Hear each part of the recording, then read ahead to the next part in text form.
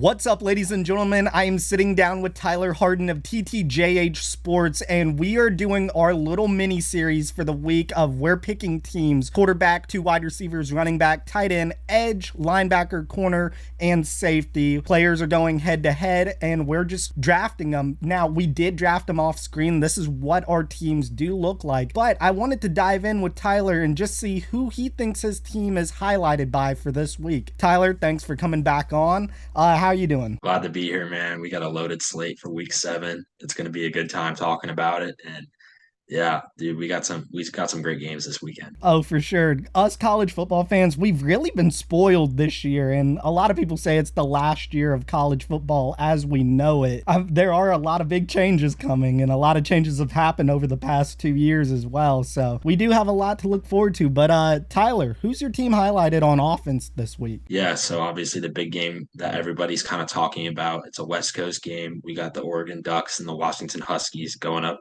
against each other in Seattle this weekend, and I'm taking Michael Penix on my team for my quarterback, and Rome Odunze as my wide receiver 2.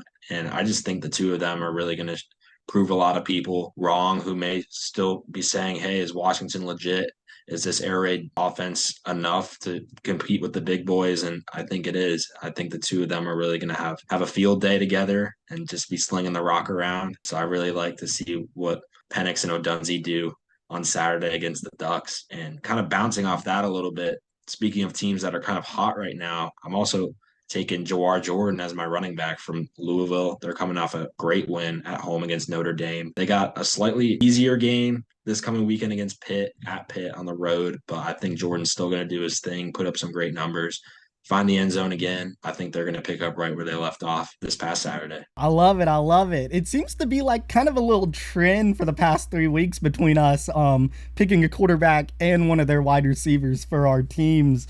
I think it started with the Rattler Leggett for you, and then I picked Cam Ward and Josh Kelly, Washington State last week. That didn't turn out so well. I forgot to mention Tyler did win the week last week, so let's go. We're number one. We're on the board. Comeback starts now. Let's do it. I can't have Comeback that. starts now. Comeback starts now, man. No, We gotta do sir. it. No, No, but sir. speaking of that whole quarterback wide receiver trend we have going, we are 0 for 2 on that. That is true. So South Carolina dropped the ball, Washington State dropped the ball. We're 0 for 2. Yeah. Does the trend change this week? Mm. I sure hope so. Yeah, I tasted defeat for the first time this season. I didn't like it. That's why I had to go out, and I wanted to go out and take someone who came off of a hot week last week with Carson Beck, Georgia quarterback Carson Beck.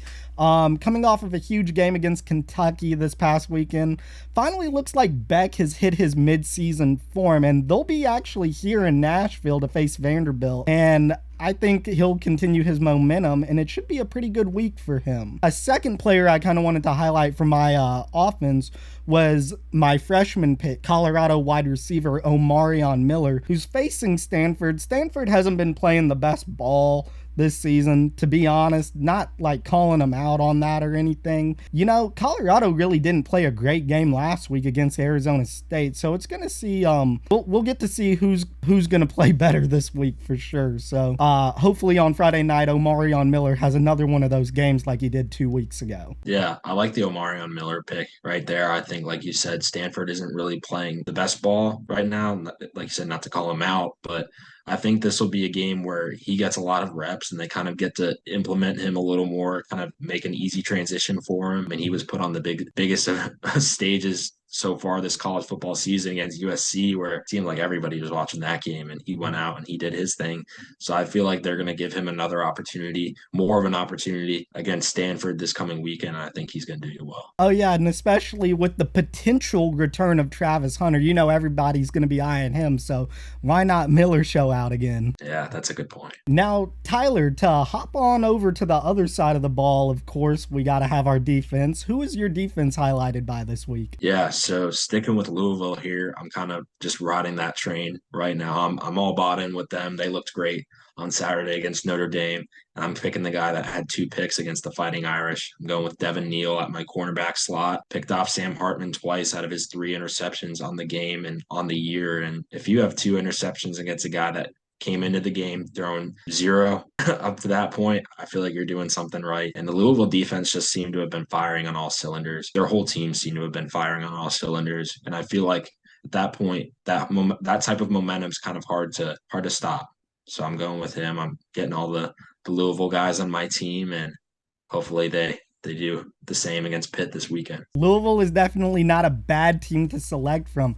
I'm going to be honest, anybody who's been kind of following my page for a while knows last year I was like super high on Louisville, but then they ended up not being as good as I thought they were going to be last season. And then now the Louisville this year is the Louisville I thought that was going to show up last year. So Louisville's definitely gotten hot. Now, for my defensive player, I had to dip into the group of 5. I saw a good matchup in front of me, and I saw a 4-1 Tulane team on the road going to a 4-1 Memphis team. And I wanted to pick linebacker from Tulane, Jesus Machado. Memphis has a pretty explosive offense, and I think Machado's going to get to be on the field for a lot of snaps this game in the Liberty Bowl on Friday night. So that one should be pretty exciting for us. Yeah. You gotta love a good group of 5 matchup, and that's as good of a group of 5 matchup as you can get right there with Memphis and Tulane, both 4-1. I mean, Tulane's one loss is coming from Ole Miss, who right now is looking like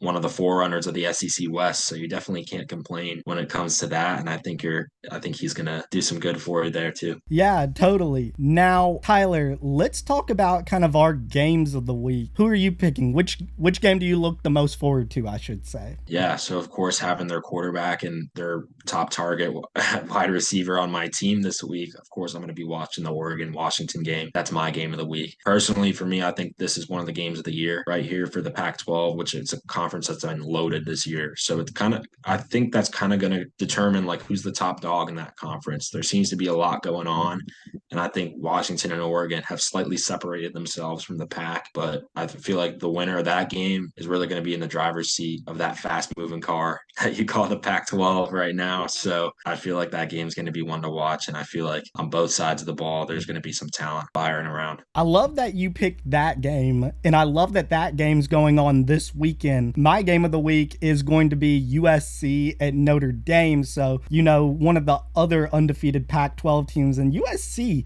continuously for the past 2 weeks has been escaping their matchups. And now they're on the road in South Bend. The Irish, they've taken their 2 losses there. They're not completely out of the playoff race, I guess, but I mean, it would take a whole lot for the Irish to really get back in it. But, this is one of those games where maybe the reigning Heisman winner, maybe another Heisman for him this year, Caleb Williams, is probably going to have to show out. But I just kind of wonder about how Notre Dame's going to come out now that their mindset's kind of out of playoff mode. So I just kind of wonder how they're going to handle this game. So I look the most forward to watching that one. Yeah, and like you said, it's going to be hard they're not totally out of it, but it will be hard for Notre Dame to kind of make a playoff push right now, especially not having a conference championship to kind of add to their resume. I feel like at that point, Notre Dame will kind of come into that game saying like, hey, we're going to make a good bowl game, but we don't have a playoff chance right now. So we essentially have nothing to lose here, and knocking off a good USC team would only help us. Mm-hmm. So I feel like Notre Dame can easily be coming in with that mindset and kind of give USC another run for their money. But USC hasn't lost up to this point. Like you said, they've escaped their last 2 games so far. So I feel like that's definitely going to be an interesting one to watch when it comes to, what types of teams show up. Right. And, Hartman's only trailing Caleb Williams by maybe like 100 yards or less. So, I mean, this would be the game for him to kind of, if Notre Dame doesn't make the playoffs, they could be highlighted by a Hartman Heisman. So this would be the game to do it if they're going to do it. Yeah. And Hartman, is looking to bounce back after last week. I mean, that was probably going to be the worst performance he has all year. But, bouncing back with a big performance against USC, I feel like that would kind of cancel it out. Totally. Now, Tyler, Thank you for coming back on. Your team is absolutely loaded this week. It kind of scares me a little bit. Thank you guys for watching, and it's going to be fun to see who wins this week. Yes, sir. Looking forward to it. Week 7.